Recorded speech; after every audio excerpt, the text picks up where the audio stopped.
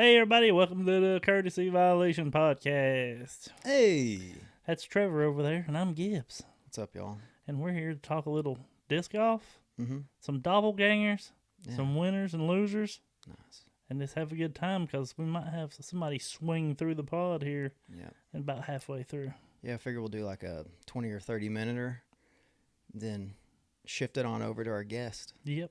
Fun times. One thing though, before we start, I just want to point out, I don't know if anyone's noticed yet that you're wearing these fucking aviator headphones. Yeah. Skull candies, bro. Yeah, my studio headphones, what is the most fat guy thing you can do with headphones is you sit on them. That's what I did last week. Those won't break if you sat on them. Yeah, they do definitely break. My other ones broke. These will definitely break, yeah. Yeah, I fat guyed them. I sat right down on top of them. I didn't think I broke them. And then, the next week, the next episode, I went to put them on, and they just come apart, so... Hey, man, it happens. Yeah. That's why we have... That's what fat people do. They fucking sit on stuff, and they don't know it. How did that get under there? My cat's underneath you. I'm like, dude. Didn't hear it. Didn't even feel it. Also, if anyone notices, I'm dipping this podcast. I know, dude. I got my spit cup over here, my spittoon. So mind your own fucking business. It's disgusting. It is disgusting. It's because you got cancer. Don't mean you be fucking gross. Dude, I'm going all out. I'm going all out now that I know. Yeah, blood cancer's not enough. I got to get that lip cancer too. I want all. It's funny too. This one says smokeless tobacco is addictive, but it'll say warning: this product can cause mouth cancer. Yeah, no shit. As if looking at that, I look at it every time and I'm like, yeah, what are the fucking odds, You can't get cancer twice. Yo, yes, you can, for sure. It cancels it out. Winners and losers for the week. We had a couple of tournaments. They had the CCR, and then the flying pig sandwich. Yes. Flying roasted pig sandwich. Yeah. Open. It was CCR open. Cletus Clearwater Revival, obviously. Cletus. I think Credence. Oh, maybe you did. I'm pretty sure, yeah. Credence Clearwater Revival Open. Yeah. That was GT Hancock, own Scogs. Yeah, they pulled out the wins. Yeah, and Chris and Tatar played that too. Took second. Yeah. So nobody talks about how cool GT Hancock's name really is. it really is a badass name. I mean, GT Hancock. those two go together like peanut butter and jelly. That is a great name. One thing better would be like fucking Ripper Stevenson or something, Snake Johnson. GT Hancock is rad. It is. It's a great name. But Owen Scoggins taking that down, it was a B series, right? I don't know, whatever. It was a Q series. Q series. Yeah, it was a qualifier. Well, I don't know how many people were there, but even if it was just Owen Scoggins and Kristen Tatar, the fact that she beat the best in the world is enough to be like, well, it was a badass. Yeah, that was a good round. That was a good few rounds. And with D-Glow pop coming up, it's great. That's a good sign for her because she played so well at D-Glow last year. So that's a good sign. Nice. There's your winner for that. Yep. Austin Hannum and Katrina Allen had their baby. Yes, the little girl. Was that a win or a lose? I guess it depends on how you look at it. Depends how it's much healthy, you like. so that's a win. That's good. They're not going to sleep for a couple months. That's a lose. That's a lose for sure. So I guess it's one. Nah, it's all around win, right? They had a healthy fucking kid. It's it's going to be a stud at something because Austin is an athlete for sure. Katrina Allen's an athlete, dog. I mean, might not have everybody might not agree with his political beliefs, but they may raise that kid to be pretty ass backwards. There's no telling. I don't know. It's got a damn MAGA hat on now. Yeah, they got a little baby MAGA hat. I don't know if they support Trump, but if there was a couple in disc golf that would, it may be them. Yeah, and who gives a fuck if they do? They had a healthy kid. It's good for them. Yeah, for them. I don't even know enough about them to say either. One thing or the other, but I do remember that Twitter. Yeah, that hot water. Well, you can't call it hot water, I guess, but everyone giving him shit about the whole anti-trans comments and stuff. Yeah, but what do you do? Everybody has the right to believe what they fucking want to, and we have the right to believe or mute them or block them or whatever. That's true. I definitely agree with that. It's that's one of my biggest it makes me the most red-blooded American quality is free speech. Yeah. He can say whatever he wants on there, but also don't be surprised when people are like, you fucking suck. And everyone goes straight to that button when a disc yeah. golfer has like a hot take or something. Yeah. They're all like, yeah, well, your score fucking blow, like you're rated 980. Like you shouldn't, or whatever. Yeah. It's you gotta, that's what comes with the territory, Absolutely, right? dude. Absolutely. I mean, we get some bad press or bad comments here and there, so, and it's their Mostly right. positive. Yeah, it's surprisingly it is. I mean, that's surprising. I always wonder if maybe people feel bad for us though, so they're just like, whatever. I'm like, the people that just feel bad for us and don't like us, they just don't say anything. Maybe.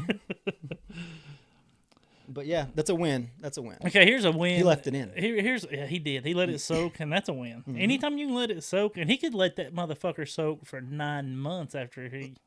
Yeah. Oh yeah, for sure. I mean, she couldn't get more pregnant. No, you can't get double pregnant. You can soak the fuck out of them after they're pregnant. Yeah. You can get cancer twice. You can't get pregnant at the same time. No, yeah.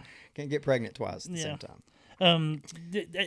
Is this a winner or is this a loser? I have it wrote this way. Kelly Veska making the comments on disc golf discussion about how Prodigy isn't getting respected. If you read the comments, and I didn't read all of them, but they weren't great. Right. They weren't in a positive light. Now, the reason I put it was a winner for doing it. It took some cojones to get on there and say what he did because he knew you have to think that he knew that it wasn't gonna go good. Sure. So he knew there was gonna be kudos for him for sticking up for his company. Absolutely. Know. And I'm sure, like Kale probably, I don't really know what his title is or what his dealings are with Prodigy other than he's sponsored for him. Like I'm sure he has some stock in the company. He's definitely partial owner. Okay, yeah. But just let me breeze through the post. He said, "Okay, my first discussion topic here. Isaac Robinson just wins his second consecutive world championship throwing Prodigy discs. Instead of people celebrating how impressive it is for such a small company to be producing a product that is good enough to compete at the highest level and how good the discs are, I hear so many people talking about how he should leave for a new sponsor next year. It is true that Prodigy is a very small company compared to the big dogs and may not be able to afford him. But who he's sponsored by doesn't affect the average disc golfer. But what does is how good the discs are and how quickly many people are to dismiss that when talking about Prodigy. There are only a handful of disc golf companies in the world that have a full disc lineup capable of competing at the highest level. Prodigy is one of them. So I guess my question is, why does a small American-made company with a fraction of the budget and market share receive so much negative attention at a time when they should be celebrated?"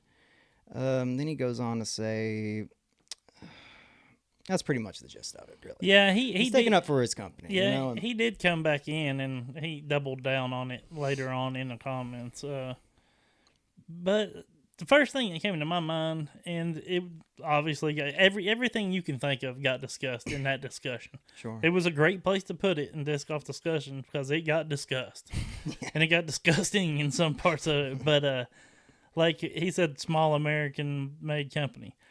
Well, he sold me when he said that. That's all I need to do. Well, first to off, be reminded of. We all know that a lot of it's made in China. Yeah. And you can tell the difference, right? I mean, the China was the shitty plastic, like it didn't feel the same. I'm not sure which one had the most flashing, which I mean, that's beating a dead horse. We've talked about it 1,000 fucking times, it seems like. But Prodigy's infamous for having terrible flashing, and it's there. There's nothing. I mean, there's nothing that you can say about it. But so that was the first thing popped up on me. I was like, wait, I thought some of it was made in China. Yeah. If some of your products made in China, you probably shouldn't make a point to say a small American-made company. Right. It started out as that. It did start out as that. Yeah, and maybe that's what he meant. Like the company was American-made. Yeah. Like it was, and it is. It's a local or a kind of local regional place for us because North Georgia, and Schuster's from Knoxville, so we see a lot of it. But man, the balls he had to even put that out there. Yeah, you're saying win? Huh? Are you saying winner? No, well, I don't think he took a loss. I don't think he took an L on it. Sure. I mean, like I said, he knew what was going to happen, right?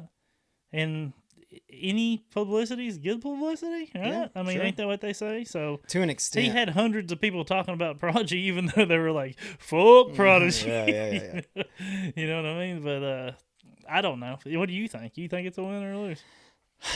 I don't know. I mean, I kind of agree with him to an extent too, where it's like, man, it's so unfortunate. And I think we've talked about it before. It's how unfortunate it is that like we should love disc golf no matter what, like regardless of, how they handle with their business. Like they've done a lot for the community. They have done a lot for disc golf. Definitely around here. They've helped Yes. with courses. I mean, And I actually want to talk about playing a Prodigy Star Series event this past weekend here in a bit. But yeah, I mean, like, I hate to see any disc golf company catch a lot of flack. Yeah. And they have been, especially here recently. Yeah. I mean, if it weren't for the lawsuit with Gannon Burr last season. I think that was Start where a of it. lot of people maybe turned on him, but man, they weren't really in the wrong. He was trying to get out of a legal binding contract. Now, Right.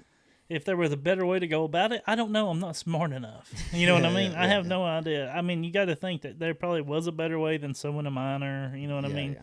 Or maybe trying to keep it a little more close, but we still don't know who leaked it. I mean, he could have been Oh, yeah, I Gannon's team forgot that leaked it. You know what I mean? So who knows? Like, you got to think there was a better way to go about it, but you also got to Gannon and his team, whatever, his lawyers, his parents, whatever. They got to know you can't just get out of a contract and Yeah. just leave. I mean, they've invested in him. You know, now he had a list of fucking issues like his Flashing. commemorative disc, his the flashing, them not producing the quality of a frisbee, just Flashing. We'll say it 3 times. yeah, dude. I mean, yeah, That's I mean, a big one. But there was a bunch of shit, right? Sure. So he might have had the legal the stuff to get out of the contract. Yeah.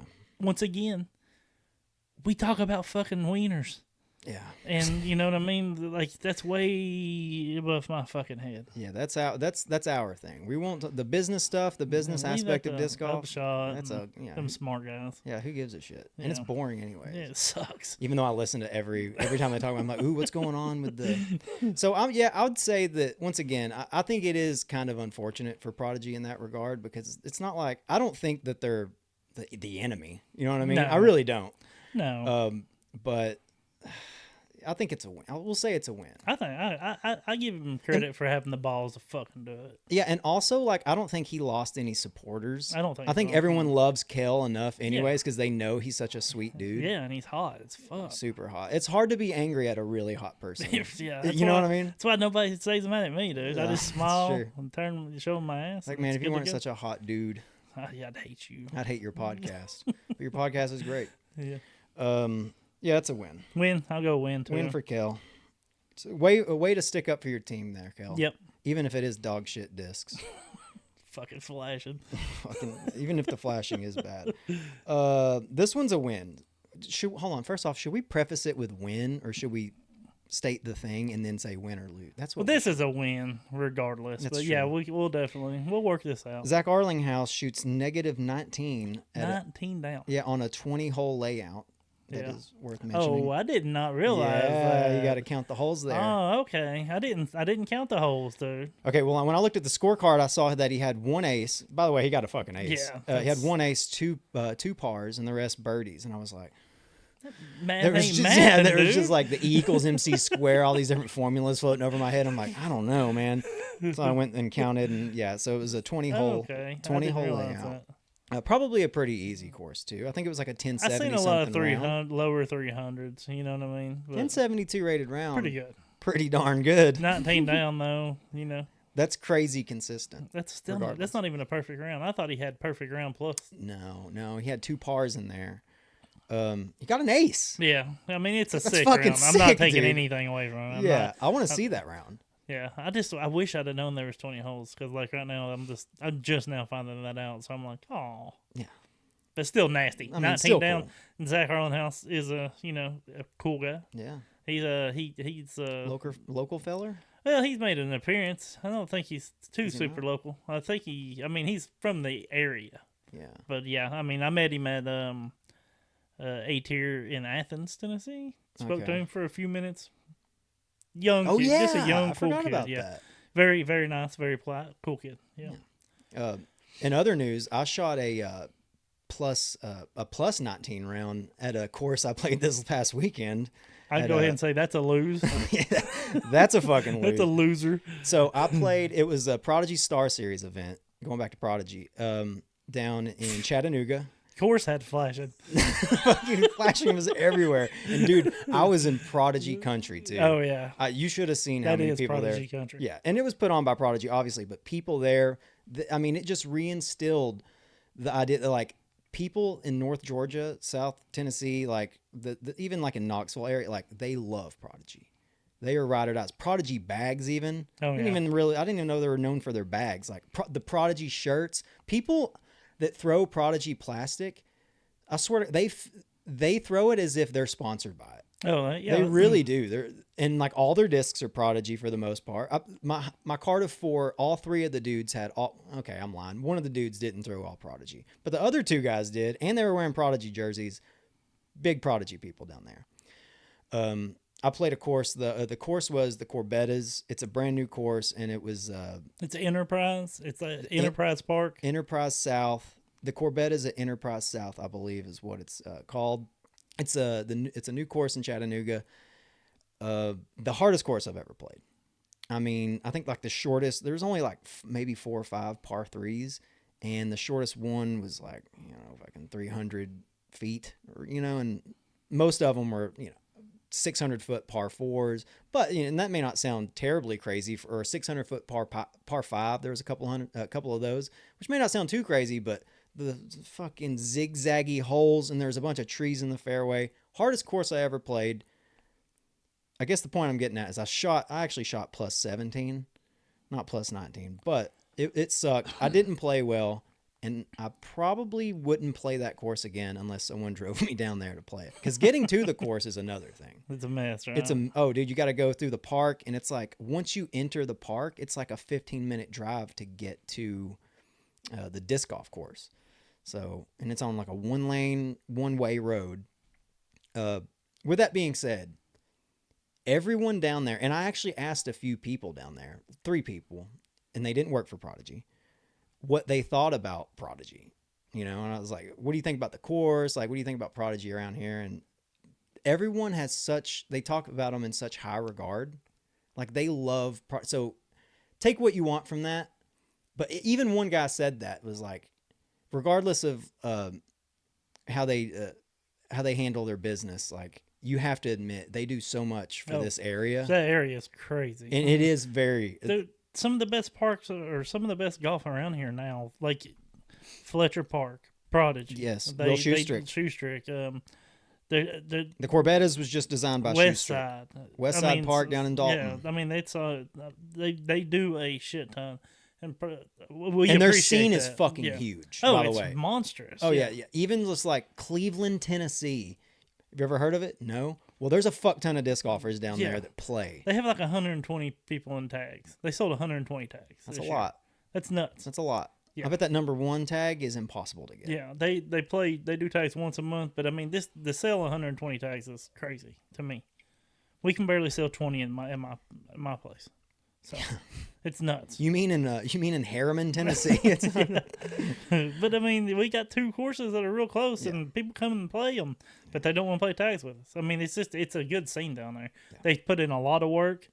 You can tell the difference in the courses. Like they put in a lot of work, and that's what makes the scene so good. And it's a cool vibe. They do. It does seem to me, from what I've gathered, that Prodigy does give a shit about the disc golf community at the very least. They absolutely do. And like I said, people down there talk about them in high regard, and even knowing like the shady business things and what have you, they're just like, yeah, but I mean, they're so good for the community. Yeah, with building these courses and. But my round's not even really worth talking about. I want to retouch on that. We want to talk about your round. I mean, you shot 17 over. I'm sure you don't want to talk about it. Nope. But to give people 866 rated round, by the way. Yeah, 17 over 866. Just to give people an idea of how tough that course was.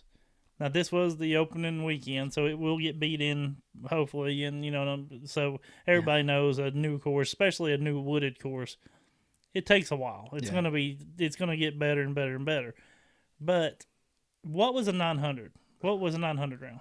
I think it was like a plus 10 or plus 11. Yeah. So 11 over was a 900 round. That's crazy. That shows just to give everybody a little bit of an idea of how tough that fucking course is. And nobody shot a 1,000 rated round, but Joey Lutz, he didn't win it. Somebody else won it.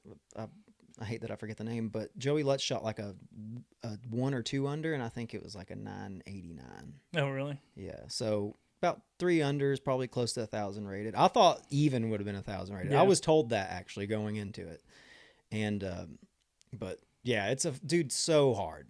Yeah. Once again, for my skill level, I didn't have, and maybe I'm just being a bitch. Maybe I'm a little salty because I didn't play well either. But for my skill No, level, because 860 is not. That's not your. You're a 900 player. yeah, but regardless, like I don't love the course just for it's just too hard for me. Yeah. I mean, it's just like it was too the toughness of it overrode the fun. Yeah. I was like, this isn't as fun. I had the opportunity to play in that, and I looked at it, and I was like, I'm not playing that blind. Yeah. I was looking at the holes, looking at the tee signs, the pictures of the tee signs. I was like, I'm not playing it blind. Not for a rated round. There's no fucking way. That was a foolish move on my part. Really, you kind of knew going in that Absolutely. it could get ugly. You knew I was scared. And it did. It did get ugly. I'm not laughing at you. It did. But I mean, we talked about it where I was like, man, I don't know. Yeah. You know what I mean? And I called you after the round, and it was just kind of like, hey, man, how you that doing? course sucks. Yeah.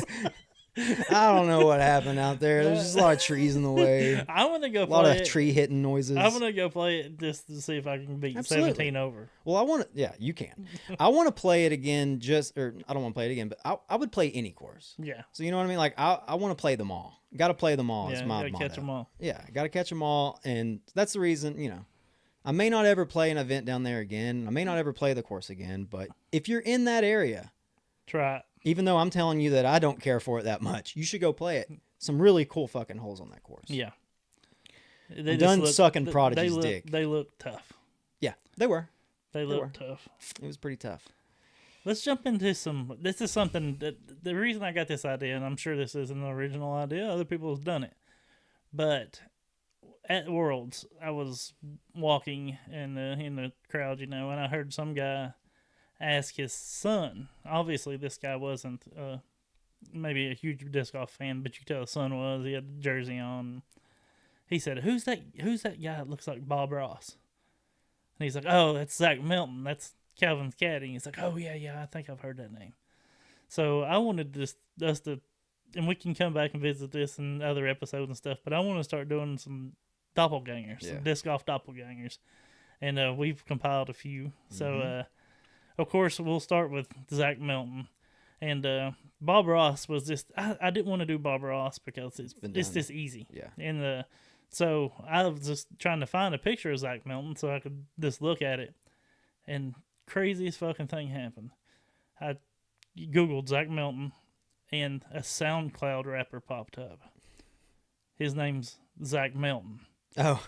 And he looks like Zach Milton. Yeah. But a POC version of Zach Milton. He's a black guy. He's a black guy. Oh, really? So we're gonna call him Black Milton. That's great. He looks just like him. Like, all right, well, he has curly hair and a beard. Pretty much, yeah. Okay. What if it was Robert Downey Jr.'s character in Tropic Thunder? He does look like Zach Milton. I almost did that. Did you really? Yeah. But he does look like him, and everybody's seeing a picture of it right now. I got it pulled up. Okay. But yeah, Black Milton.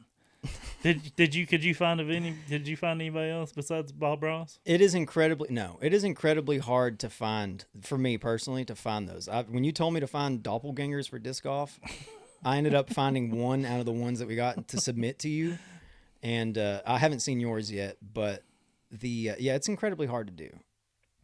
Off the top of my head, though, Zach Melton lookalikes, nothing, dude. Yeah. Any guy with a beard and curly hair. Yeah, with Jufro. Yeah.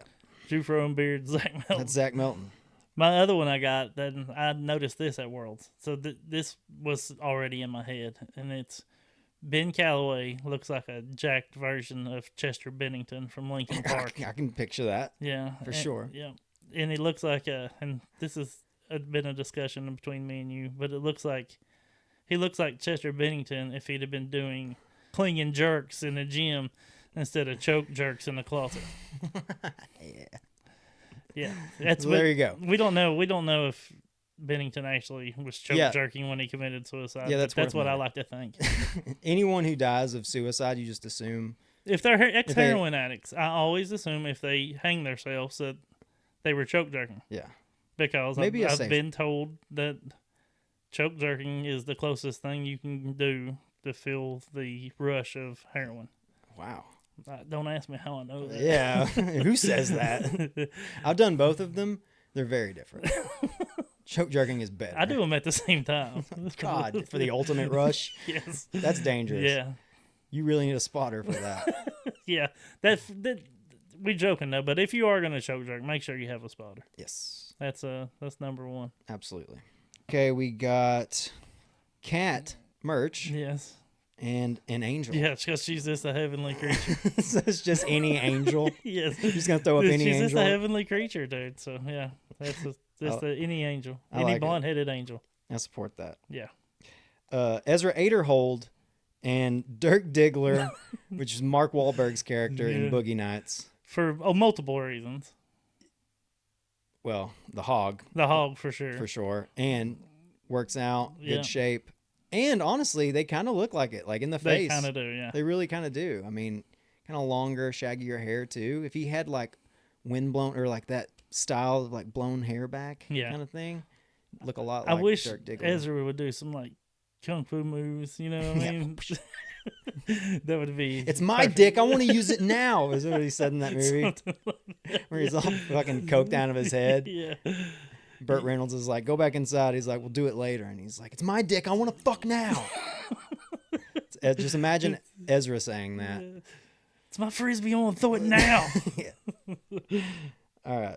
The next one. This was my only submission. This is the best one, honestly. Maybe. Yeah. Ken Climo and Tiny from House of a Thousand Corpses.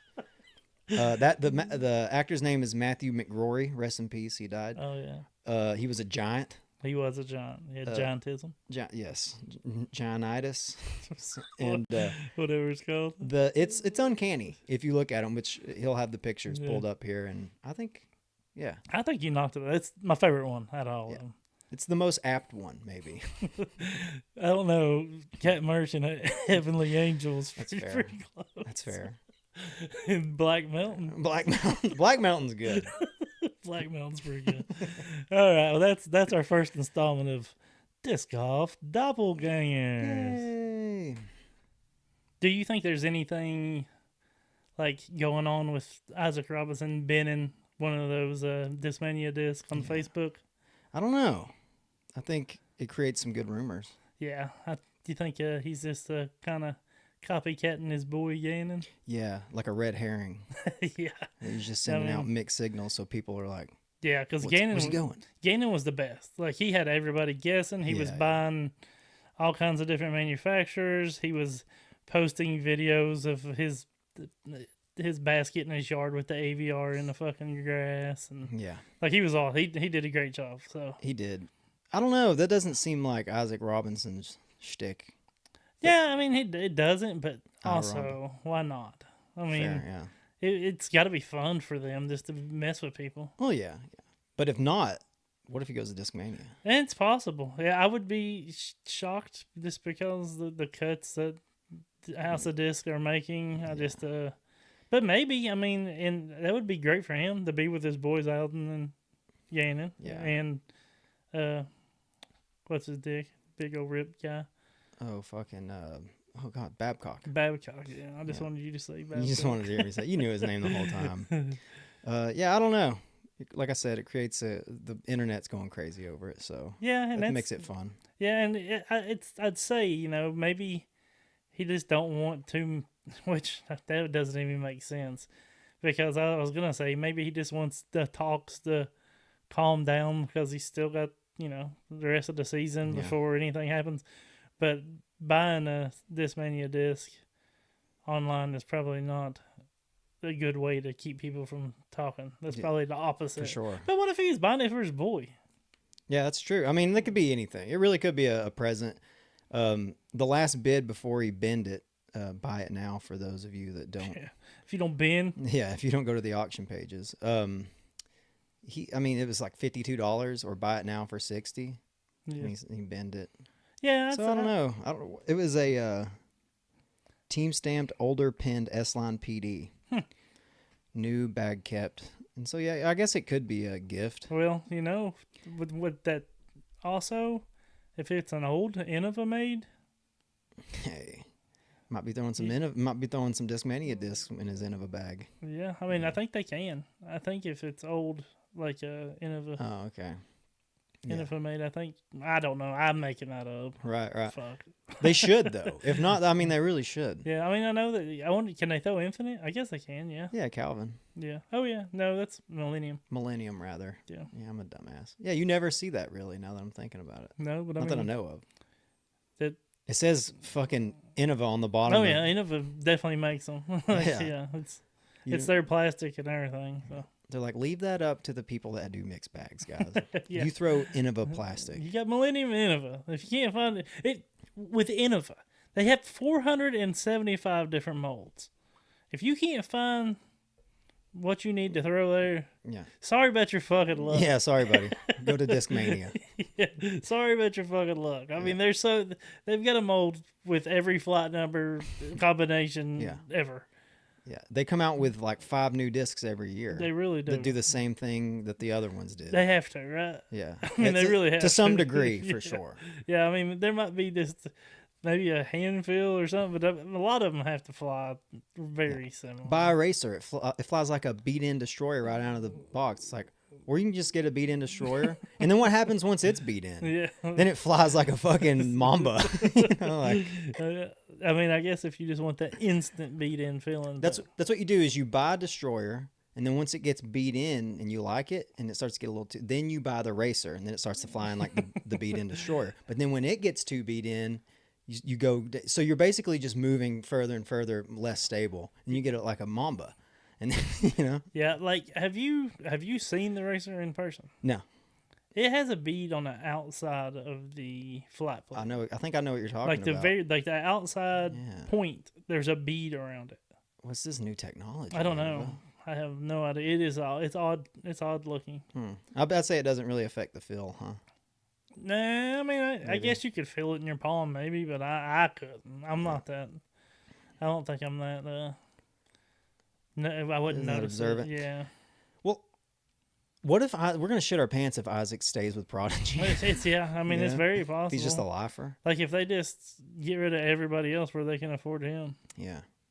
They'd be there. He'd be the only one there. And is it? I mean, really, the COVID boom's over, right? Sure. I don't think people are going to be. I don't think anybody's going to be signing for the money they did 2-3 years ago. Yeah. I think that's all out the door. Yeah, for a while, anyways. But I mean, so it's very possible that they could afford him. Like, I mean, they don't really have anybody else. They've got rid of KJ. Well, I shouldn't say that, but I mean, they don't have Gannon. They'll still have Luke Humphreys. Yeah. Who? I mean, can you name somebody else? No. Besides Ezra and Isaac, on the MPO side. No. Not off the top of my head. No. I'm sure in the comments somebody will be like, this guy, this guy, this guy. Yeah. I'm sure there's tons, but I mean. But we're stupid. Well, I mean, also, there's not I'm many. talking about big names. Right, like, yeah. People that and Luke Humphreys, he's a big name just because he's relevant in social media and, And he actually performs very well here and there, Absolutely, yeah. I mean, he's no slouch. Gannon. Yeah, he's no fucking slouch. That's for sure. I think somebody said this at Worlds, and I can't remember who it was, but they said that if you watch Humphreys, Luke, he always does really, really good like the first quarter of the season. Then I don't know if it's the courses or just he gets tired, his body starts breaking down. He's an older guy. They're playing tournaments playing professional tournaments every fucking weekend. And traveling and driving back and I mean trying to practice rounds. Dude, it's got to be exhausting on your body. Oh, I'm sure. Really, and especially if I say older guy, he's probably like 35 or something. Maybe early 30s. Yeah, he's older compared to, the 19 to 20-year-olds. Yeah, yeah. I'd say like sleeping, in a van Yeah. gets pretty tough. Yeah, that's what I'm saying. I mean, there's probably not a whole lot. I mean, I'm sure they make their vans and RVs and stuff fucking as comfortable as Sure. possible, but like it's not like being at home. I wouldn't think. Yeah. You know Also, what I mean? doesn't he have like 2 vans? One for like partying. He does. That's what that rumor That's is. the That he rumor. has two play like he has one that's just for sleeping and one that's for living. Damn right. So Wow. that's pretty cool. That is I pretty think that's cool. a great idea. That is cool. Before we get to our interview, I want to highlight a little company that actually got to play with Hans from D-Clip at Worlds. Now, we've known him slightly from social media and whatnot, and he had sent us a D-Clip, which is the first product that I knew of theirs, and it's like a weighted clip. I've got mine right here. And you can use it to warm up, to exercise. But he specifically said he thinks, and what it is a weight that it locks in, but it clips on your frisbee and locks in, and you can do exercises, get your wrist, and he said it helps him with a lot of snap on his putts and stuff. Yeah. The thing I think the D clip helped me most with, and that's what I was telling him, if anybody's played with me or knows me, I didn't used to have much of a forehand. Still don't. Let's be honest. 200 foot isn't much of a forehand, right? But I've used this, and I think it helps a lot for me with my forehand, just to find, because with that extra weight, like I can find that hit point. Right. Right. You always hear everybody talk about hit point. Well, that weight it makes the hit point stand out more because it wants to rip out of your hands. So I sit there and I'll do that, and I'll feel that hit point. And I swear I think that's probably improved my forehand more than anything, is finding that hit point. And that weight has been a big part of that. Yeah. And then, like I said, I got to play with Hans. We played the Ivy Hills AM course. Yeah, that temp course. Yeah, we played one of the Flex, Paul Macbeth Foundation. Hans is a great dude. He beat me. I didn't fucking like that. He beat me by a stroke, but it ain't his fault that I bogeyed the last hole. Solid player. But I didn't realize, I thought the D-Clip was, what he was, had, but they've got other products. And I was very, I don't want to say shocked, but their other products are great too. They've got a chalk bag that he actually gave me one. He calls it a chalk pocket. Now, and I've showed Trevor this. It's if you're getting burr and you're trying to get wind reads and have so much chalk on your fucking hands that you can do hieroglyphics on the fucking trees. Yeah. This isn't it, right? This isn't the chalk bag for you. But if you're like me, just like to keep your hands dry, it's very cool. It's innovative, I think. This one's made specifically so you don't get chalk everywhere. Yes, and you won't be able to tell on the camera, but you can sit here and hit this, and there's no chalk gonna come out, no chalk. Magic chalk. But if you flip it over, right, there's a little pocket right here. And you stick your hand in that pocket, and then you slap it, and the chalk comes out. Yeah. It is magic. Ingenious. It's honestly magic. Yeah. He is a warlock. He has somehow or another put some spell on this thing. Yeah. He put a spell on me to bogey the last hole in that tournament. That's how he fucking beat me. But yeah, it is magic. And I can't explain how it works. It is pretty cool. It really is. You can keep your hand in it, and I mean that's probably what I'll do. I like to hold my chalk bag. Yeah.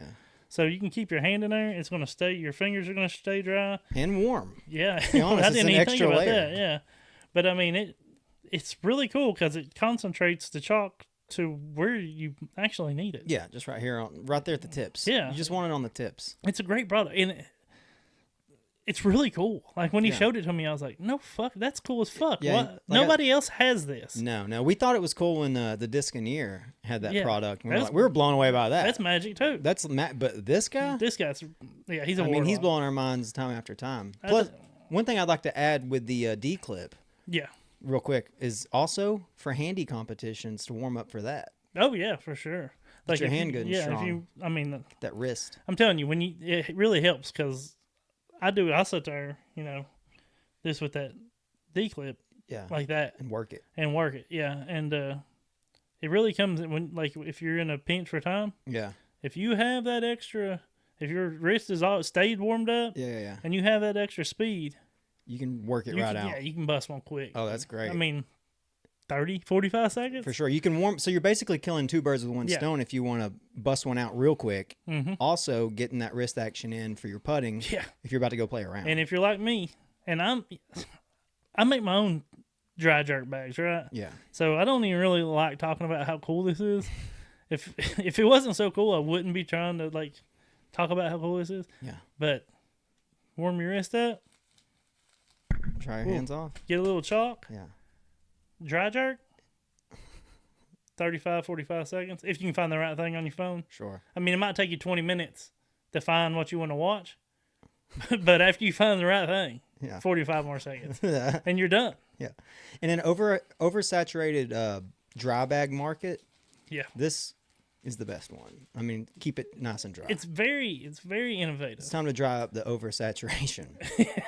It's very innovative. I honestly do think this chalk bag's cool. I really think so too. When you showed me that, I was like, that's pretty fucking cool. Like you I don't said, waste ingenious. Chalk. You don't waste chalk. Like how much? I mean, yeah, of course the pros give a fuck. People are just going to give them chalk bags left and right. Right. Gannon Burr can afford to fucking he has use, a sponsor.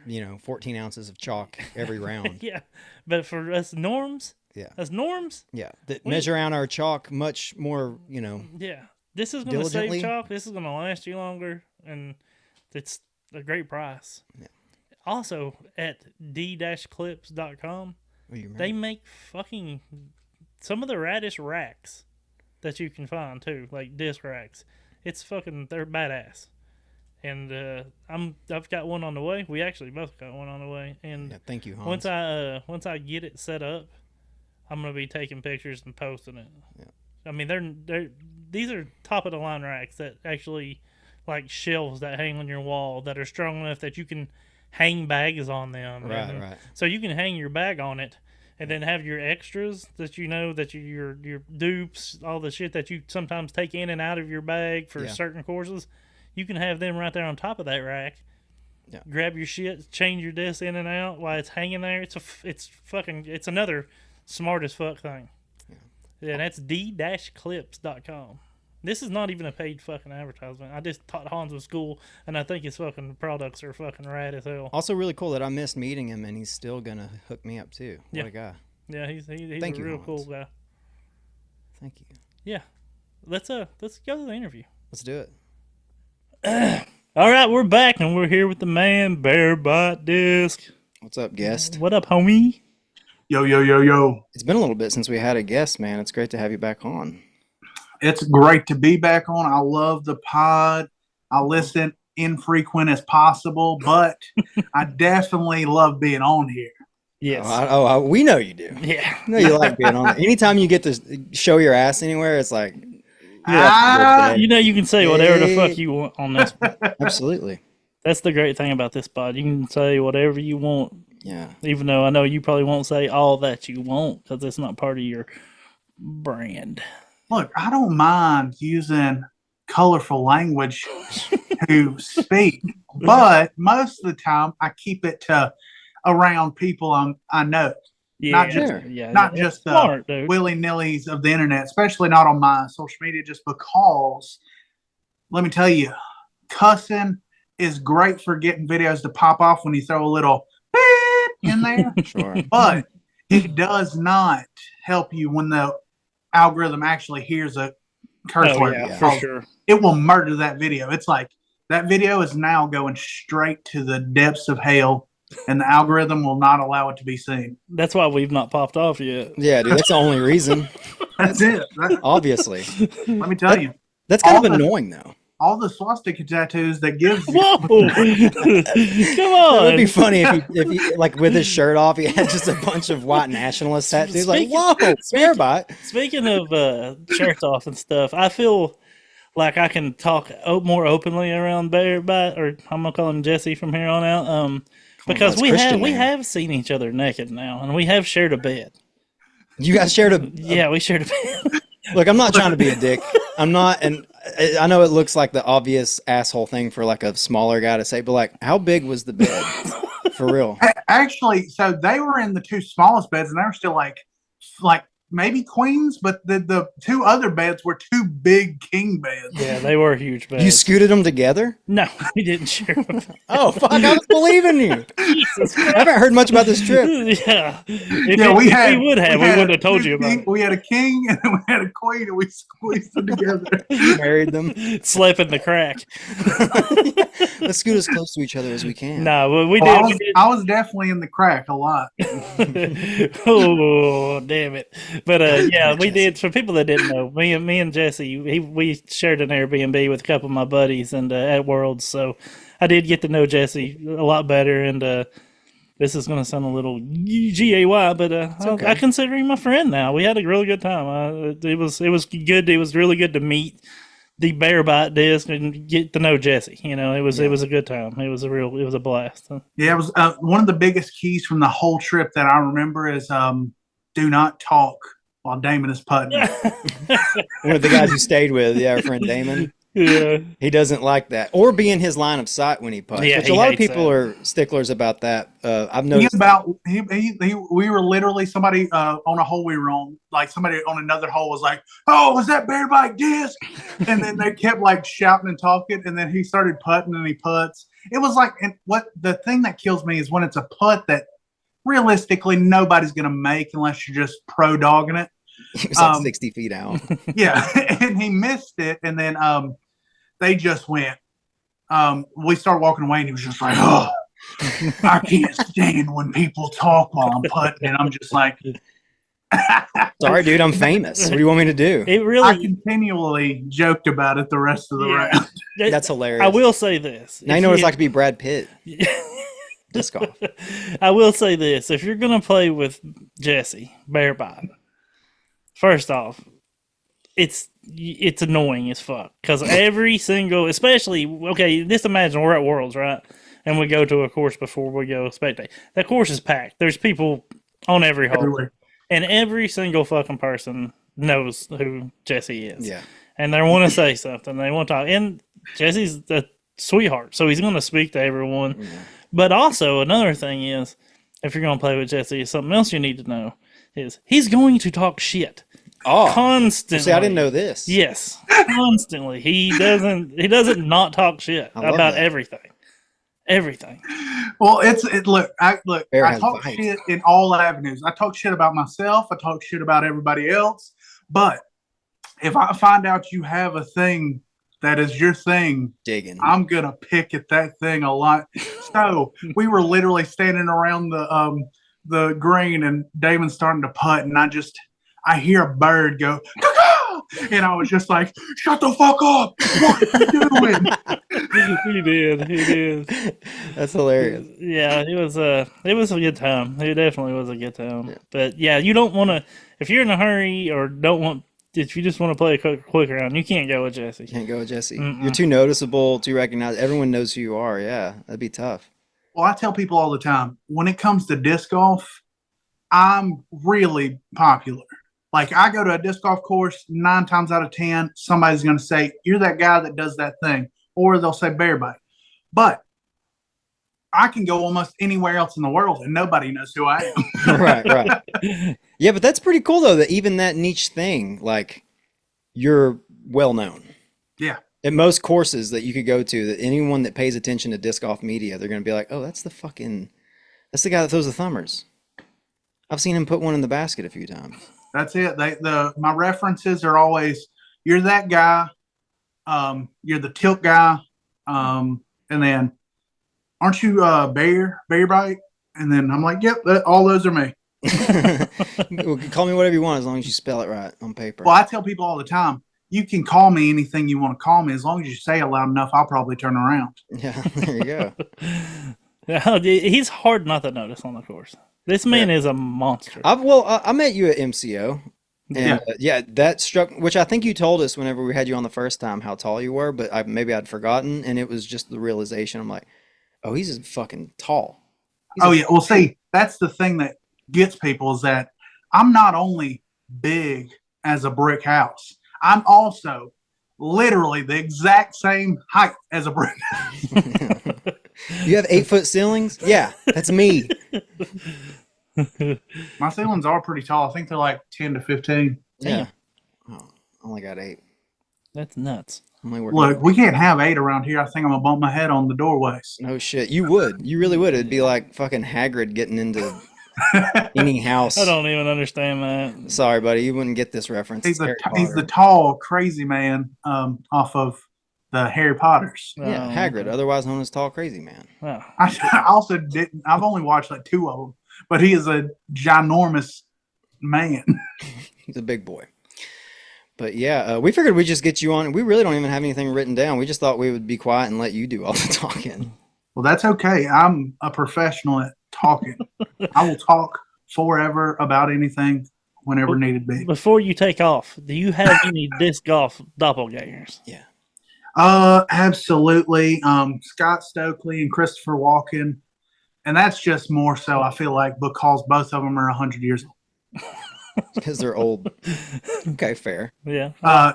Scott Stokely, I don't know actually how old he is, but he was like a big dog in professional disc golf in like 1998. Oh, yeah. And I was barely alive. That dude is all legs. Yeah, dude. He looks like a fucking crane. He looks like someone drew him. Scott Stokely and a crane in the water is a doppelganger. Yeah. You could pretty much anything with very long legs, Scott Stokely. Yeah, dude. He is all legs. Piece of machinery crane. Scott Stokely. Have y'all seen those the crazy things with like the massive legs that people will dress up as in cosplay? Oh yeah. You got like the dog face. That's Scott Stokely. There you go. That's another Stokely sighting. He's also an actor too. Did you see where he's starring in some Hungarian movie? I can't wait to watch this movie. Oh, I'm gonna watch it if we can find it. Yeah, oh, we're getting it. We can find it. And it's like I'm gonna do a live viewing of this movie. There you do. You should do like a live stream. Now, I did have another one. I was thinking, Anthony Barella. He, I think, would be that the oldest child on Sandlot. Like not the main character, because obviously it's the little bitty one that wasn't that great at baseball, but like the one. Yeah, the one that actually goes pro. Yeah. Rodriguez. Yeah, Rodriguez. Yep. What's his first name? Benny Rodriguez. Yep, that's dude, it. That just when you said Anthony Barella, I can't believe I didn't submit this or think of it earlier whenever we did this. Mowgli from A Jungle Book. Ooh, that's a good one. When he had different hair. Yeah. Damn, that's a good one too. I shouldn't have. And then we got two different professionals that look like different farm animals. Obviously, we got Paul Macbeth. He looks like a goat. That's good. And then we got Chris Dickerson. He looks like a robot chicken. Yeah. There you go. Yeah. He acts like a robot chicken. He does. Sure. Chris Dickerson also looks like just a guy from Tennessee. He does. You know what I mean? Yeah. Like he looks like he'd be like, "Hey, I'm Chris Dickerson." Like and that's exactly. I'm pretty sure that's exactly what he would say. That's who he is. That's why we love him. Yeah, we do love him. Yeah.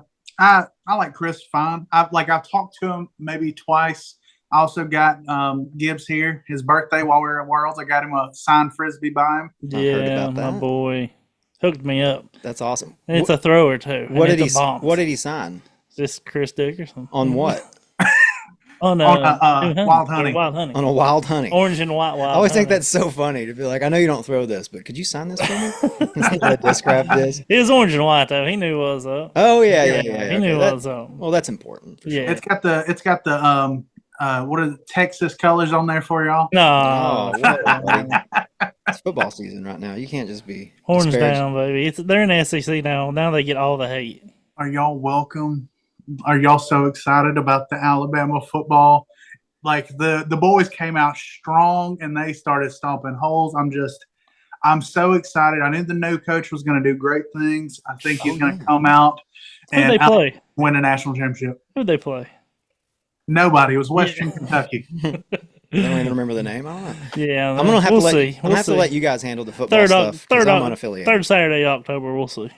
Oh. Yeah. Now, I already got Georgia and Alabama chalked up for losses, but 10-2 ain't bad for Tennessee.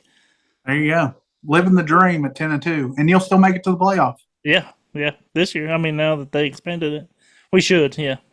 So what's Nick Saban doing now?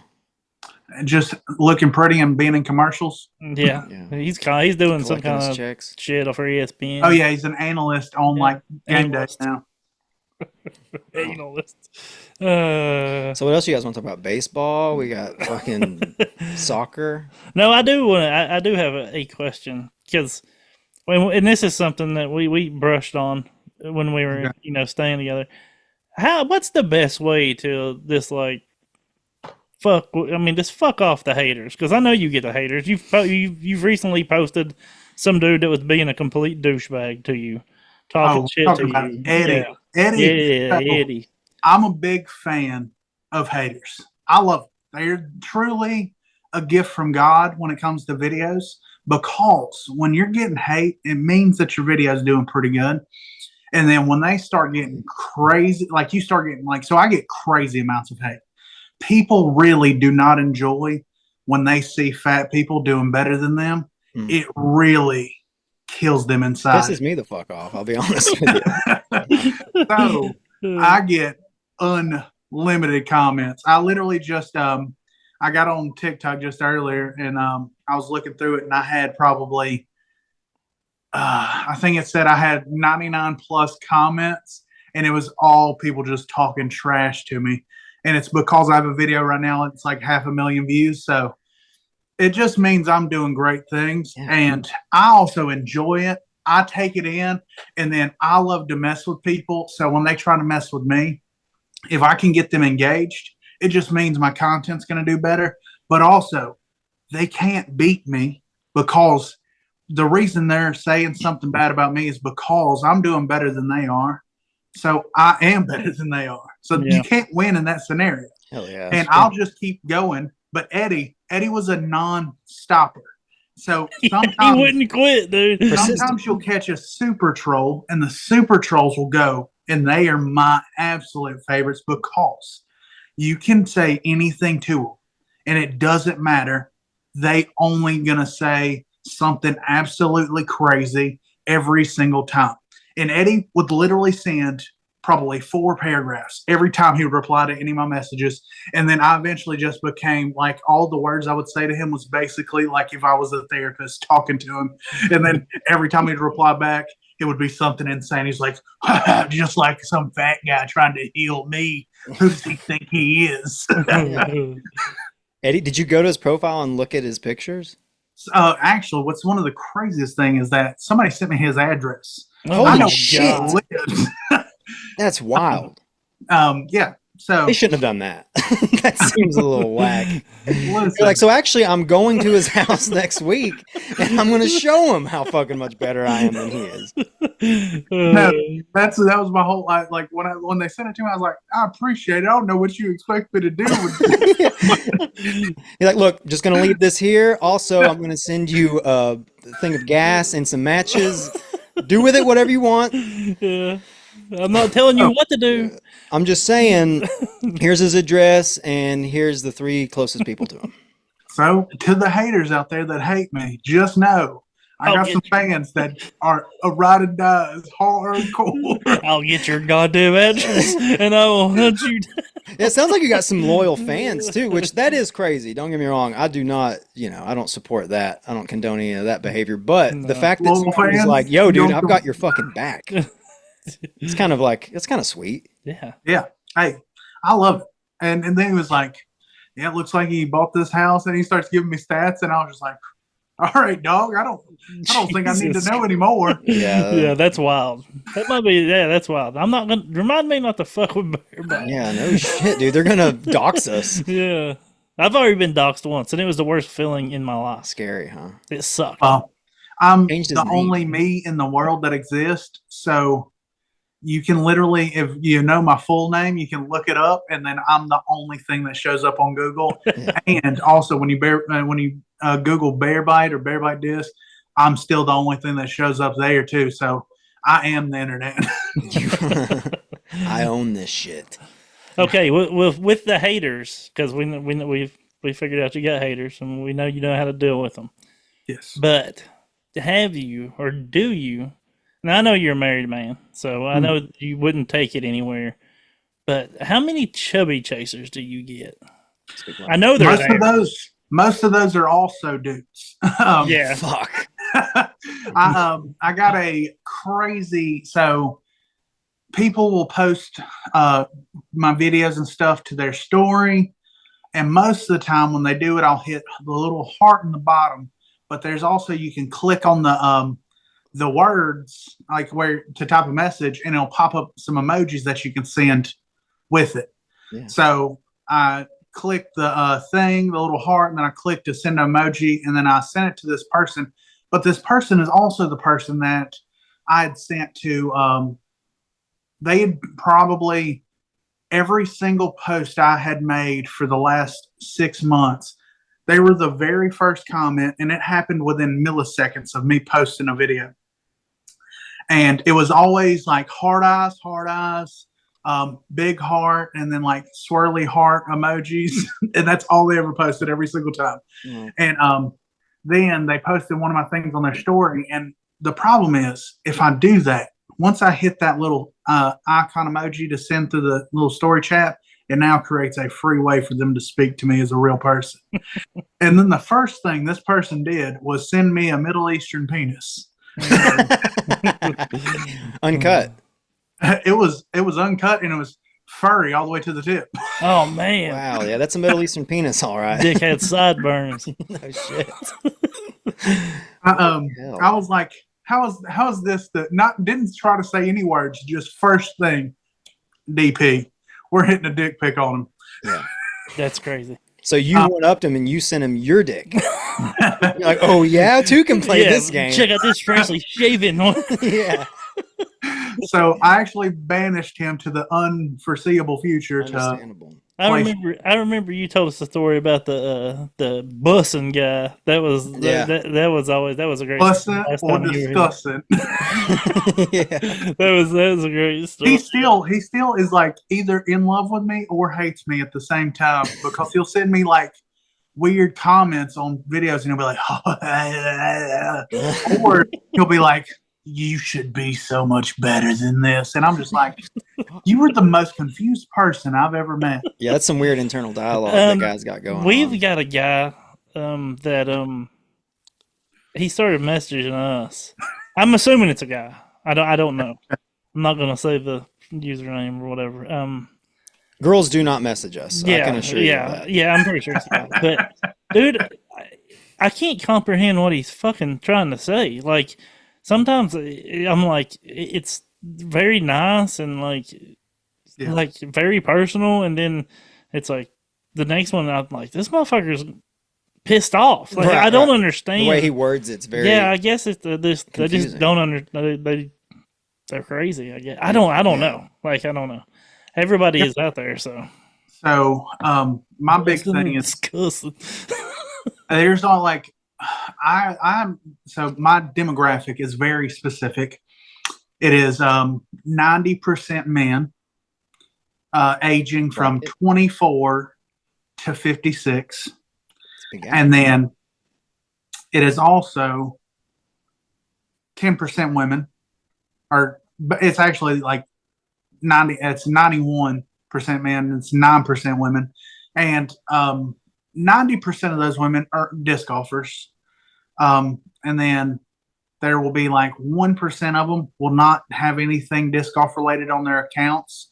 So I'm just like, I'm not going to follow you because either you're in love with me or I don't know why you're here. Right. If you don't have disc golf on your account, because I'm a big diversity follow back guy. So whenever I see somebody that's not a middle-aged white man that follows me, I'm almost instantly going to follow them back. And whenever I seen that, I was just like, whenever I see a woman and it's just like there's nothing on their accounts about disc golf at all, I'm just like, nope. Question your intentions. Yeah, I don't know why you're here, but you're not here for the right reasons. Yeah. Just put that out there. We are open and welcome to all of that. If you want to, no, they can follow. I just won't follow them back. Yeah. Understandable. Okay, well, we got another segment, and we're gonna call this "Bussing" or "Discussing." I love it. Bussing. Never been done before. Never been done before. Okay, First question. Throwing your putting putters. Bussing or discussing? So I think I'm in the minority here, but I'm going to go bussing. Really? Your putting putters, the one you use for putting. Y'all also are in a minority here and thinking that I actually putt. I will throw 96 shots at a disc golf course every time I go, but 4 of those will be putts. Yeah. And I've seen it. I understand. He's not lying. Yeah. Like that's pretty good. I just thought, like, if it's not going in the basket, I don't give a shit. I'm going for I'm chasing aces. Well, no. So when I played with them, I was actually like scoring out the holes, and I ended up still beating all of them. Even though I'm just out there running aces and having a good time. I thought I got you by a stroke, and I went back and looked, and you beat me by a stroke. I was like, motherfucker, I done told everybody I beat him. Made a post and everything. Yeah, and I was like, damn it. But yeah, so while I was playing with them, literally, it was on the first hole, or the second hole. It was a pretty long putt. And I was like, yeah, I don't really putt a lot. And then I just slammed it. And then Gibbs was like, yeah, you don't putt a lot. I see that. And Damon's like, could you guys please keep it down? I'm trying to fucking putt over here. That's exactly it. Okay, next one. Like DX plastic drivers, busting or discussing? Also, I might be in a minority here. I think they're busting, but for a whole different reason. They're busting because they're in a area that makes them almost always going to be super understable versions of their more super durable self. So I actually love them. I actually keep a pro destroyer in my bag just because it's made for bombing. Oh yeah. But yeah, I like them. But now you can't go with a understable disc in a DX plastic as well, or now you're just like lining up for trash. Yeah. All right, carts, just cart life, bussing or discussing? Now let me tell you, I'm pro cart life, but nobody wants to pay me to use a cart. I'm gonna be putting that thing on my back. So once the cart affiliate comes into my life, I will have a cart. And then let me tell you, the abomination in my comments that shall happen after that is going to be astronomical. Look at this big old turd. Can't even carry his bag. God, like it's going to be such an onslaught. Opens the door for more hates and more hate and more reasons for people to make fun of you. That's fucking wild. It must suck being famous. Look, and also that's all it's going to do is also going to create more fame. Like I'm going to get more viral videos because people are going to be like, look at this big piece of trash. Can't even carry a bag around. You should start a thing where you post videos of you schooling hecklers or whatever, like, which I saw that one that you did with probably Eddie. Yeah, it was Eddie. Yeah. Me and Eddie had I love Eddie. Eddie will still occasionally comment. He's one of the few haters that didn't get sent away after I eventually beat him. He still comments on posts and like it's always like a vomit face and then like literally a face where he's actually throwing up. And then I just say, Eddie, I'm so happy to see you. I love you so much. These new haters ain't got nothing on you, Eddie. That's great. Kill them with kindness. I like that. Man, I like Eddie might hate me pure and full, but I actually do enjoy Eddie because it's like I don't know if you've ever seen like any show where like one of the characters is just like talking to somebody and you can obviously see that they hate them, but they're acting like they're buds. That's how me and Eddie are. You guys can make like a buddy comedy. Yeah. The perfect disc golf buddy comedy. It would be fantastic. He hates disc golf and me. I'm seeing a lot more of that recently since disc golf got big. I think we've talked about it, but people commenting like, how is this a real sport? Anybody can do this sport. Love the Sumatra. Yeah. You got to get out there. But they're all athletic and a lot of them can do it really well. That's fucking annoying too. Where it's like you show someone how to throw the Frisbee and they're better than you in 2 months. Bullshit. Well, so I'm in a different category than y'all folks. I'm a gold star amateur. Like I could be professional, but I don't want to practice any of the things that actually make professionals professionals. I just want to be really good at getting disc to go in the hole right off the gate. One shot, done. I am also pretty good at upshots. but I'm not going to practice putting unless I have I don't even have my own basket, but I am actually in the process of acquiring one from any kind of sponsors. I know all the big brands are out there watching this now. Anybody that wants to send me a full size basket, I'm ready to go, and I'll make some putting content for y'all. There you go.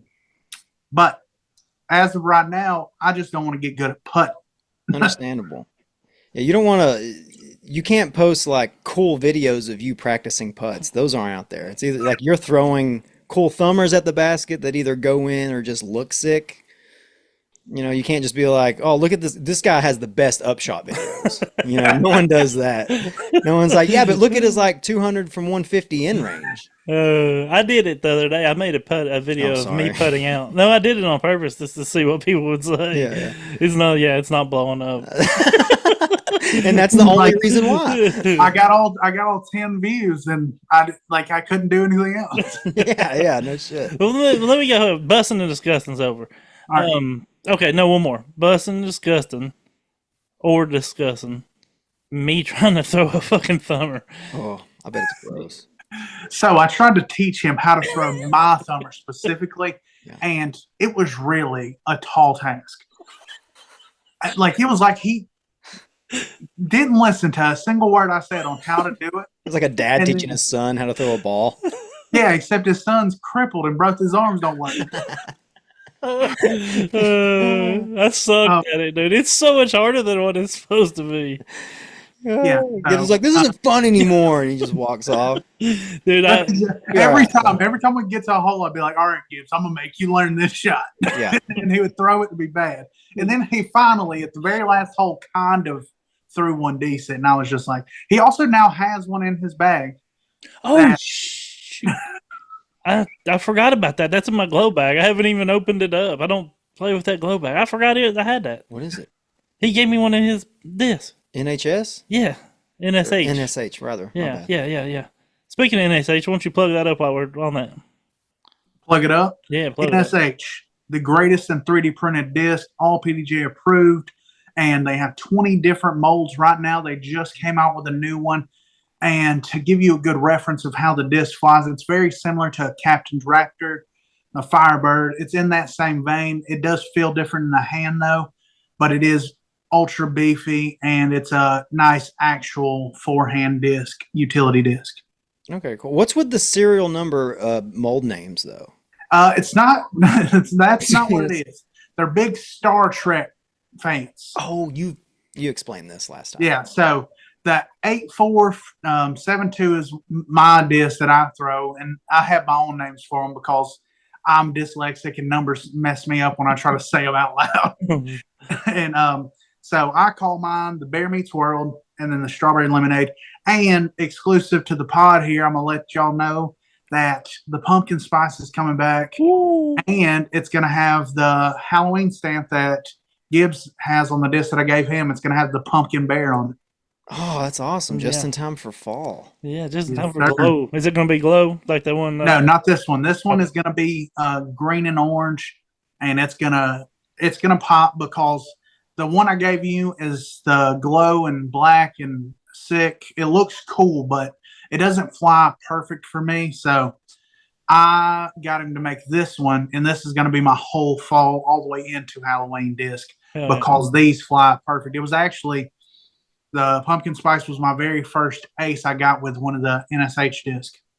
Nice. What is the one you use dad putting? That super understaple one. What is it? Does it have a number name too, or does it actually have a name?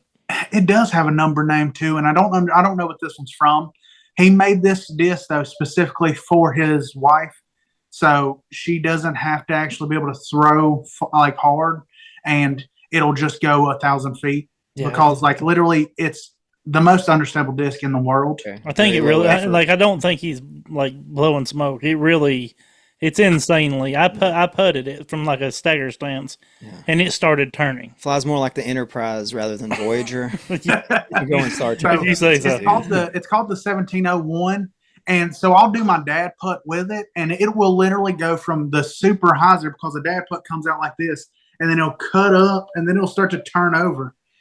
I actually when I went to Hattiesburg for the another round opening in Hattiesburg, they were doing an ace race, and I threw the dad putt for it was like 175 feet.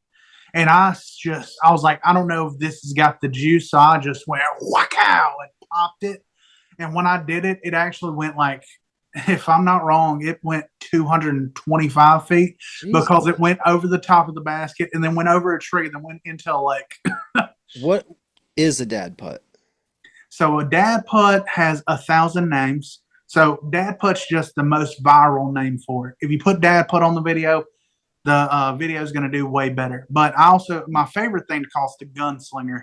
But it's when you're basically like you're throwing cornhole and you're popping the disc from that motion, like a spinning motion with your wrist. So you're bringing the disc down to your side and then past your back, and then you pop it out like that instead of bringing the disc into your body like you're actually putting.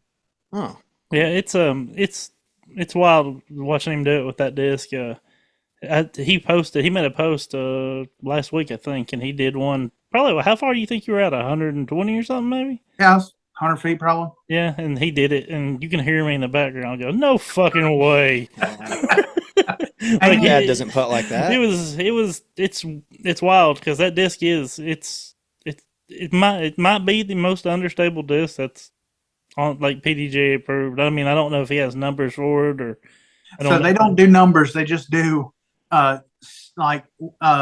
stable, overstable, understable, and then that one whatever is the fuck that one is. Yeah. It's got a little caveat. It's extra understable. Yeah, just like my disc is extremely overstable. It's got its own little. Yeah, sure. I like that though. Instead of using flight numbers, they use just like stable, understable, overstable. Well, it also like understable disc. Throw this. It's easier to understand. Yeah, sure. I have created numbers for my disc. The understable one, those would also be ridiculous because it's so understable. It would be I think it's technically would be a driver, and the numbers would be something like a 10 glide. It's still pretty high. I would say 5 to 6, but the turn would be astronomical. It'd be like -7, -8. He's not joking. It's crazy. It doesn't have any fade. That also might be a negative number. Yeah. No shit. Yeah, it's wild how much it. So is that more like a 0-2 as far as it's stable, motherfucker? No, just throw it. Well, see, that's the easiest way to understand it too. Like you can see all the numbers, and then the way the numbers, because there's 4 of them, it gets a little more confusing because you got high speed turn and then you got fade. And high speed turn doesn't make sense, especially to a new person. Yeah. It makes sense after you learn disc golf and you know what things are. But when you're a new person, high speed turn, what does that mean? Right. Mm-hmm. Yeah. Yeah. Me trying to, I just got a buddy into disc golf here recently, and I played with him this past weekend. And I realized also, as a dumb guy, it's hard for me to even explain what I actually know about but trying to explain it to him, he looks at me like I'm trying to teach him fucking, I don't even know the word. I'm so stupid. I don't know. It's like I'm trying to teach him some high level math. And he's like, I don't know what, trying to explain him to fade. And then flight numbers is another. That, like you said, that's why it must be a lot easier, because explaining flight numbers to people is wild. And especially you have to be and it's not going to fly like this unless you throw it with this arm speed. Yeah, you got to be this fast, or it will still just be overstable.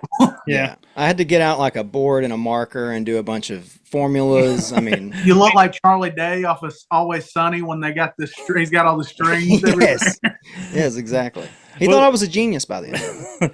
We said it before. There's 3 of us that work together that play disc golf, and I bet to the other guys, because we work with some older gentlemen, Yeah. I bet to them, when we're talking about, when we nerd out on disc golf, I bet they're just like, what the fuck are they talking about? They do. In fact, they refer to it as dick golf and then call us gay or whatever. Yeah. They really do, because these guys are in their 50s, so and they don't just say gay, they're throwing out some real hurtful ones. the bad ones, And it's every time we talk about disc golf, it comes out of their mouth, 2 or 3 of them out there.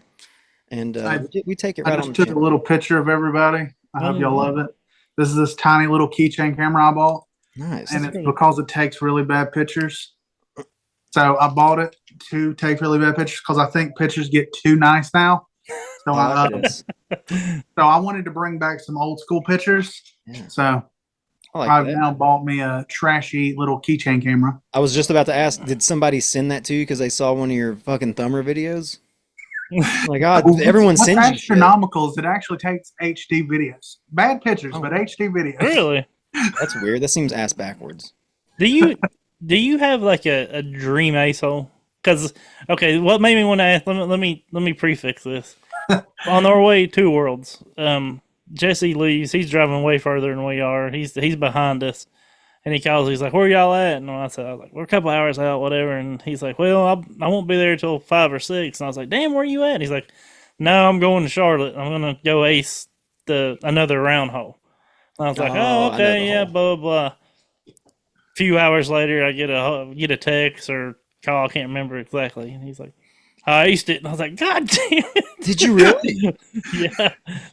Damn, see this. It's the hole that you always see another round guys throwing, and it's over the water with the wood logs. Yep. Well, I saw where you stuck it in the logs. Yeah. So I also aced it before that, and then when I aced it, it was crazy because I literally I'd only been there for like maybe a collective of 5 minutes, and I just roll up, and then Joseph from another round's coming out, and he just gets there, and then he's talking on the phone with the another round Austin, Texas guys, and I'm like, you know what? I guess it's time to ace. And then I just threw this perfect shot, and it just went right in the bucket. Like it was literally straight from hand to right in the basket. And then the video on the interwebs, it says "not again." Because obviously it makes people assume I'm throwing it in the water. Right. But obviously I threw it right in the bucket. Oh, a little a little switcheroo on him, eh? How was hanging out with that Joseph guy? He's great. I liked him. We're actually going to be doing some stuff together. We're going to be making some T-shirts. Some Bear Bite merch is going to be coming through another round. Nice, dude. Oh, that's big. That's huge for you. Yeah. So we're going to be big balling soon. I'm actually, since we're here, I'll just show y'all a little snippet of what we're thinking. Don't forget about us little guys when you hit the big, dude. the big another. Look, once I start making all them hundreds of dollars, I'll let y'all have a couple. But look, here we go. Look at that. That's going to be the logo on it. Oh, that's actually cool. Hell I like that, yes. dude. Yeah, it's a bear. That's cool with the shades. Yeah, I think that's going to be the first shirt we do, and then hopefully the people love it. Another round's got their own little cult following, so hopefully they take me in and they also start buying it, and then we'll be on golden grain. Well, how many locations do they have now? Because their newest one was in Austin, right? They got buckets of them now. There's so many. They got Denver, Asheville, Greenville, Hattiesburg, and then they got Austin. Yeah. Wow. It's a great idea, man. I mean, everybody that's been to the one in Asheville are like, it's awesome. It's one of the coolest places I've been. So. Did you say Asheville or Nashville? Asheville. Okay. Yeah. Well, that's what I was like, man, they got another one, Nashville. I don't think they do yet. They probably will. If they don't, they should. They should open in Knoxville. All you got to do is reach out to them about franchising, and then they'll do. I don't know exactly what they do, but I thought about doing McDonald's it for Mobile. I thought about doing it for Mobile because there's 25 disc golf courses down here within 15 minutes of each other. Like you leave a course, you can get to another one within 5 to 15 minutes. Yeah. So we are in the thick of it. What is it? The Superdome of disc golf down here, and nobody talks about it. Yeah. And it makes me so sad because people are like, Charlotte's the greatest place in the world for disc golf. And I'm like, yeah, we got more. Yeah. Matty O. Mobile. We also got Matty O. Matty O's the what is that? The Mardi Gras madness down here from Mobile, Alabama. Fucking moon pies and fucking what else? What is it? Moon pie, and they throw something else out down there in Mobile. I can't remember what it was. Moon pies, and if you go to Mardi Gras on Joe Cain Day, they actually throw mini liquor bottles. Shit, that's awesome. We can't go there. No, We couldn't do that. that's two sober boners. That'd kill us. That'd kill our boners for sure. Okay, back. What's your dream ace hole? I got. Oh, sorry. Oh, you're good. That was my bad. Like I said, I'll talk about anything forever. Dream ace hole. That you haven't got. That I haven't got. Yeah. So Charlotte was on the list, like of holes that I need to ace. And then it's got to be the over the water hole in Maple Hill. Yeah. That's like I think the A holes. Yeah. That's definitely think about that. That's a great one. Yeah, that is. That's like the prime time super ace hole. I don't know, like, cause now that I've like looked it up and stuff, the long shot, like the pro pad, I don't know if I can do that because I think it's like 350 or so that's like right at the edge of my like thumber distance. And like once I go past 300, my consistency of how I can just almost guarantee an ace goes out the floor. So it would be like a real like, this is my greatest ace if I hit it from that pad. But one of the shorter pads, it would be sick as well. Absolutely. I didn't realize that was like 350. Yeah, it's so much longer than it looks when they're throwing it. Putters and mids over it. Yeah, but they're also monsters. Fair. Yeah, I don't know why that's something like, wow, you're not throwing a 12-speed driver over that 350-foot hole? Yeah. It'd be all I could handle. And I'd be throwing my distance driver, which is called a wave. Not the a wave. That's like a 10-speed from MVP, right? 11, but yeah. Okay. Look at that. It's almost a Wraith. Almost. Yeah, it's the same numbers as the Wraith. Right? Is it? It's more unstable, right? It's 11.5 minus 2. So yeah. No, what I'm talking about, how it actually flies. Oh yeah, they're definitely more unstable than what the numbers say. I think. Because I've thrown a couple back when I was real big, when I was back there in the 600 club, and I could barely wiggle around to throw backhand real good. I was using waves because I could throw them still like 350. Hell yeah. Yeah, I still can't throw them 350. Now that I'm not the 600 club and also can't throw it 350. Now that I'm a little skinny baby girl size boy, I'm down here in the 486 club. Dainty old me. I'm almost wasting away in the wind. Now I can throw basically any of my power drives with any driver, and I can rip a bomb. Goddamn right. That's one of my favorite things is people like the only shots that go viral obviously are my thumber shots where I'm throwing my little hybrid sidearm nonsense. And then people will get in there and it's like, yeah, I bet you can't even walk. That's why you don't throw a regular shot. And then I'll post a video with their comment pinned in it, and it'll be just me blasting a backhand drive. And then they never reply. Sometimes they delete their comment. Yeah. Don't need to walk when I'm parking every hole, bitch. Yeah. So. What do you think the future of disc golf content's looking like? Well, you're looking at y'all are looking at the future of disc golf content. I literally when I went to Hattiesburg and I was talking to all the people in that store, I was given like maybe unsolicited, but this guy was like, "You should follow me," and I was just like, "What's your numbers looking like?" And he was just like, "I got like 600 followers." I was like, "All right, let's take a look."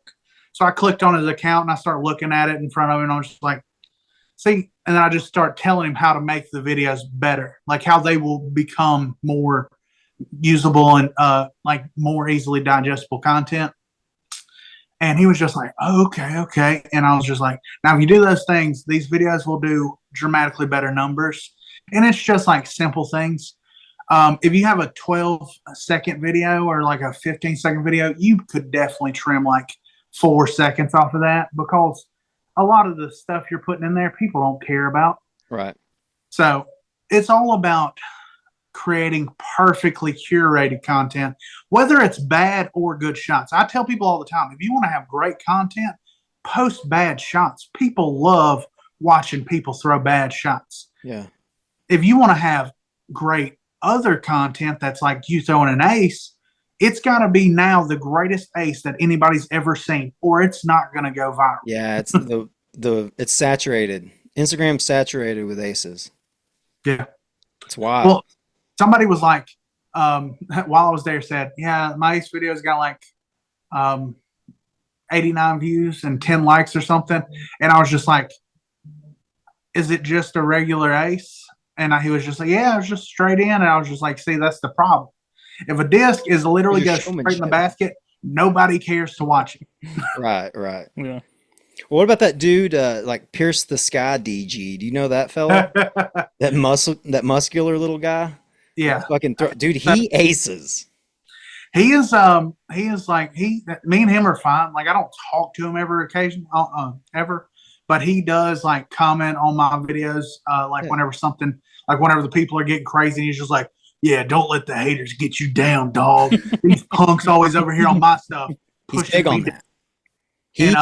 He interacts with the haters, maybe not with the grace that you do. He's very like, yeah, why don't you say it to my face? Like, he really goes after them. My yeah, and it's like, you don't have to let it get to you, pal. You know, you just handle it with grace. So I am a very, I enjoy it because I thrive in conflict and chaos. So when they come to the place where the demons live, the demons will thrive. Dude, sounds like, is that out of the Bible? Is that Bane? Are we interviewing Bane? Like, yeah. I come from the darkness. Well, I tell people that all the time. You were merely raised in the darkness. I was born in it. Exactly. Because I have probably the most traumatic childhood anybody's ever seen. Yeah. Both my parents have been to prison. Both of them, actually all three of them are dead. I say three because I had a stepdad that also took care of me most of my life while my dad spent my life in prison. And then all of them have now passed on. And let me tell you, I say this and it sounds crazy, but my life has only gotten better since that has happened. Yeah. And it sounds crazy because people are like, God, this man really did not like his family. No, that's not it at all. Like, no, it can't get much fucking worse. That's it. That's my whole mindset. Yeah. Things cannot get worse from here. That's a great mindset, though. That's actually not my mantra. My mantra is actually things can always get worse. Yes. Because the first time when my mom passed away, I was just like, things can't get much worse than this. And then my stepdad, who was actually more like my real dad, he was there basically my entire life taking care of me. He passed away, and then when that happened, it made me very upset in an angry way. I was just like pissed off. I was like, why is this happening? And then I was just like, one day, a couple months later, I was just like, things can always get worse. And that once I came to that realization, I don't have bad days anymore because anything that happens, unless something catastrophic, like literally my house would have to get burned up in a fire and everything I love would have to be in it before I would have a bad day. Yeah. Blood cancer would be a pretty big hiccup. Yeah, that's not great. That would suck. No, that's not a bonus star for sure, but you can definitely check that off of your bingo box now. Yeah, I got that going for me. Gibbs did tell me that you're not going to die from it, though. I may die from it, but it's pussy cancer, dude. It's not even a real cancer. No, it's more like a chronic illness. It's not like a. Oh, so it's like you have the sniffles for the rest of your life. Yeah. Okay. And I'll not get a blood clot or a heart attack, you know. Well, I got some medicine because, like I told y'all, I thought I was dying. So one of the things that they thought when they sent me home for the weekend was like, here's some blood clotting medicine in case that's the problem. Yeah. So like blood thinner. Yeah. So I got some blood thinners in the cabinet. We need to get to. They didn't even give me a blood thinner. They told me to take baby aspirin.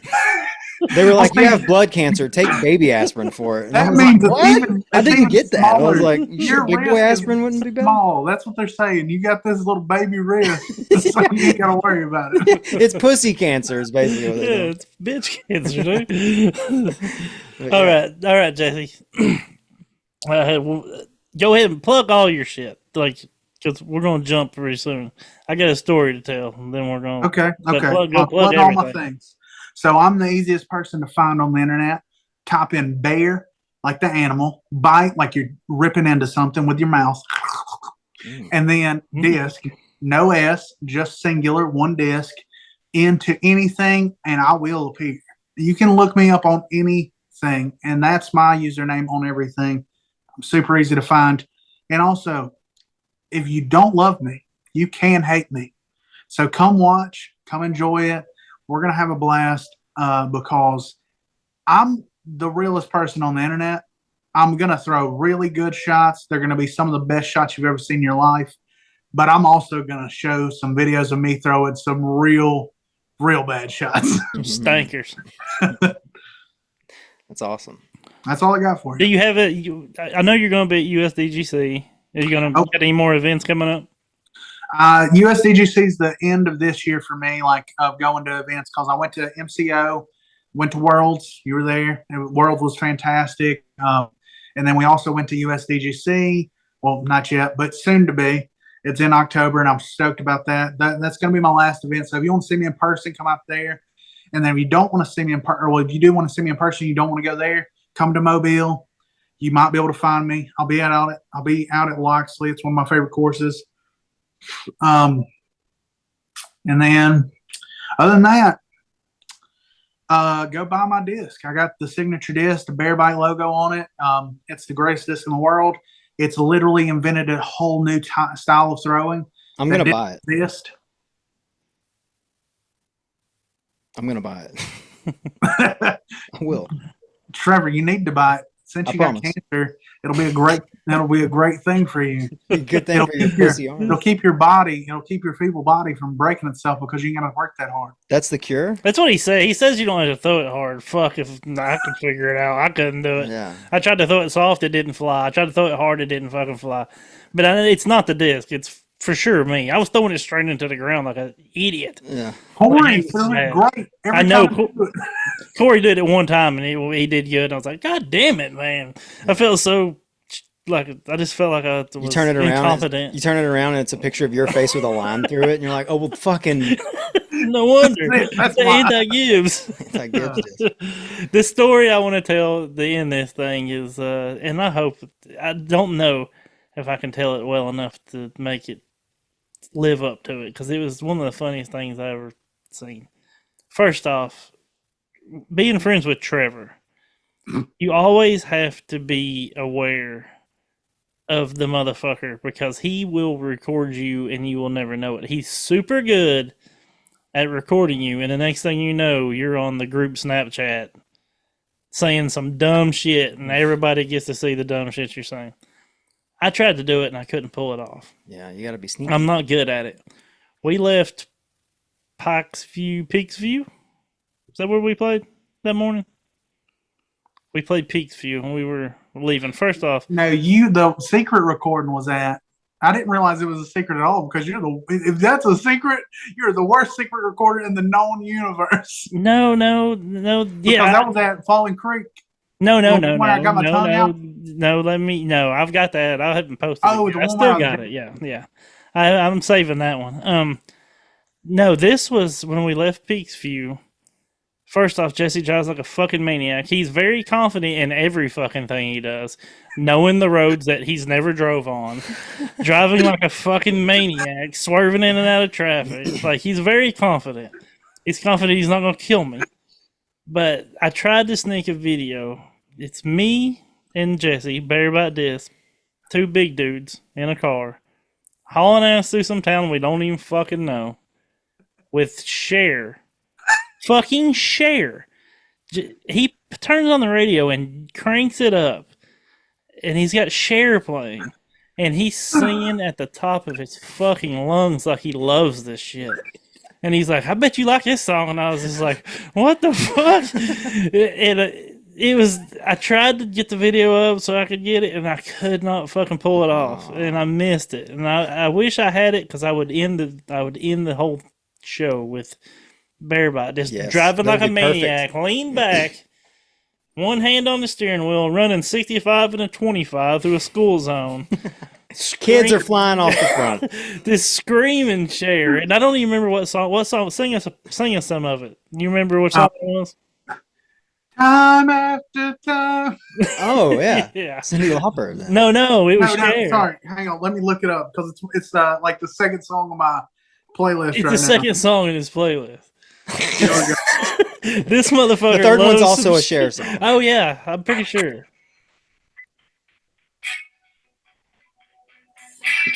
This is no longer time Yeah, that's Yeah. this motherfucker screaming it. away. Yeah. Back all the words that find you. Say. Oh fuck! I wish it. I can't tell you how it was one of the highlights of my fucking trip. You should have recorded. He would have let you do Oh, it. I know. Yeah. But I wanted to be like put it on me and like roll my eyes and then put it over on Yeah. him, but I couldn't pull it off. I'm not good enough. I'm an entertainer. It really was. It was one once of you the put the- highlights of once my you- trip, dude. It really was. Once you put the camera on me, I can't help but perform because I'm an entertaining boy. Damn right. Cher Bear. Like there's like moments like I was in so I also have a full-time job where I work ungodly numbers of hours. Yeah. And had to sit in a meeting, and the first guy that talked to us was killing it. He was out there throwing jokes. He was having a good time. We were popping off, and I was like, heck yeah, this guy knows how to do it. And then they put up the next guy, and he's just looking at the monitor, reading the words off of it. And I was just like, this is when I was new in the company. I was like, I don't even know what these things are, but they could have put me up there and I would have been able to do this and I would have gave y'all some pizzazz. The people would have remembered this. I don't know what that guy talked about now. After. But I know Gibbs is the only one out there actually working over there since you're chemo boy now. Are you You're doing a treatment right now as we speak. are you going chemo or radiation? How's they doing that? No, it's that's the thing that just goes. This pussy cancer. He has to take a baby aspirin, dude. I swear to God, I wasn't joking. I do baby aspirin and I do what's called a phlebotomy, where they just pull blood out of me, like 500 milliliters every week or two. Oh, they just take your blood. They don't put any new blood in. They just take blood away from you. Yeah. They don't even put good blood in. Wow. Yeah, so no, it's not like a thing where you do chemo or radiation. Man, you really are. I just have to live with it. Breezy street of cancer. Like you're gonna Never like knew how lucky I was.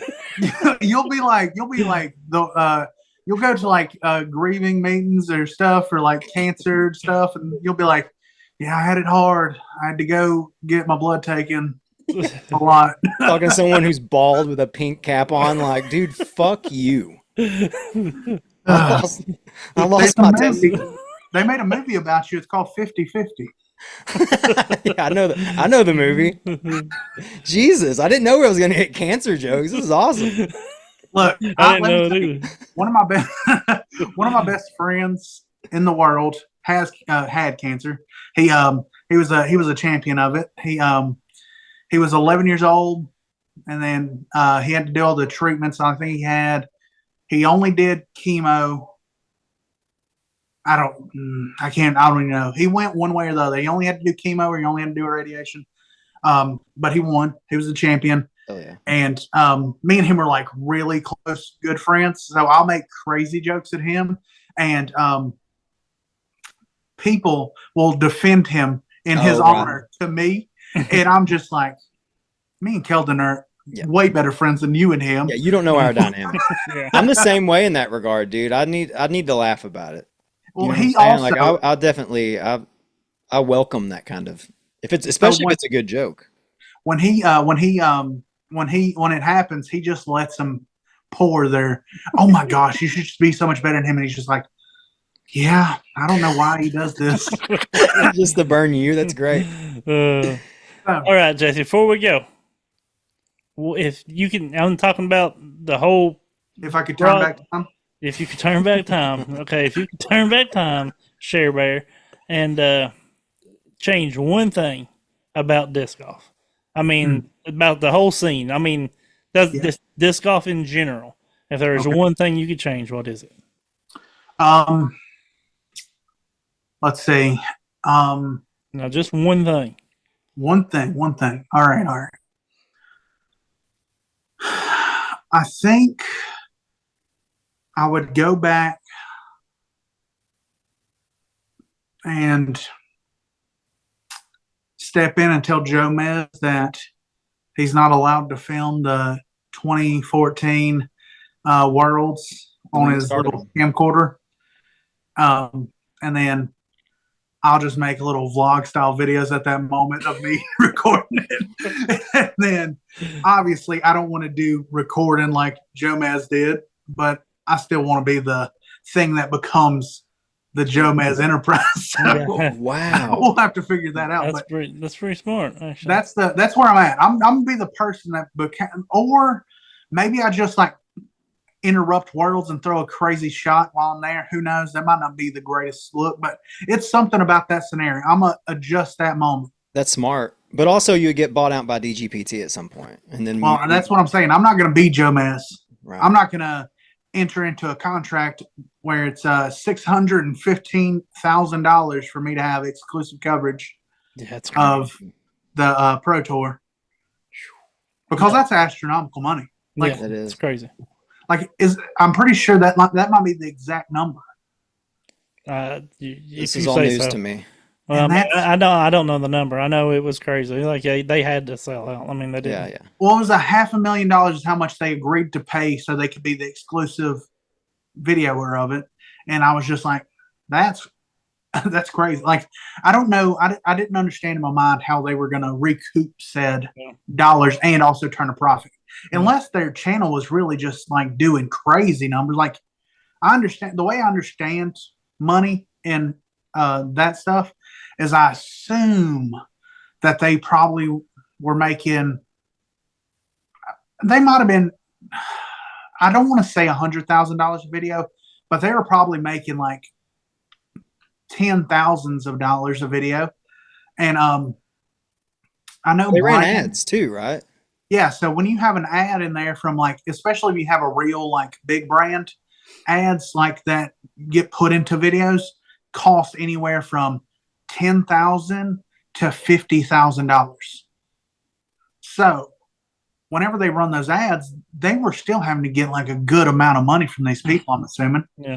So it's just like realistically for them to pay for everything and pay that and pay all their people and do like the super tour like they were doing, it just didn't seem like feasible. Yeah. But they did get to the scenario where the super juice of disc golf everything shot through the roof, and I could understand where they were probably making $1 million, and they were like, "There's no way we can't afford this." Mm-hmm. And like if like they just like I'm assuming they just assumed everything was just going to keep growing from there. They were like, "This is just the beginning. Yeah. We're going to go up from here," and it didn't. Yeah. Like we stalled out. So you would go back in time and out Joe Mez. Well, maybe not outdo him, but I would be in that scenario. I'll put myself in that spot to figure out how I'd be part of becoming the greatest thing in the world. But also, I'm a big proponent of keeping my own brand. So I don't like to do any partnerships where I can't just have my own brand and it's still mine. Yeah. That makes sense. That's not what I thought you'd go with. But, I mean, why not? I'd go with. I don't know, like make people love it more. Yeah. Started growing the sport at an earlier age. 10 inches. Yeah, I mean, something like that. All right, Jess, I love you, buddy, and I appreciate you coming on, man. It's fantastic. This only took 25 hours. Thanks for coming on, man. See you, buddy. Hey, I loved it. It was great. God bless everyone. Merry Christmas.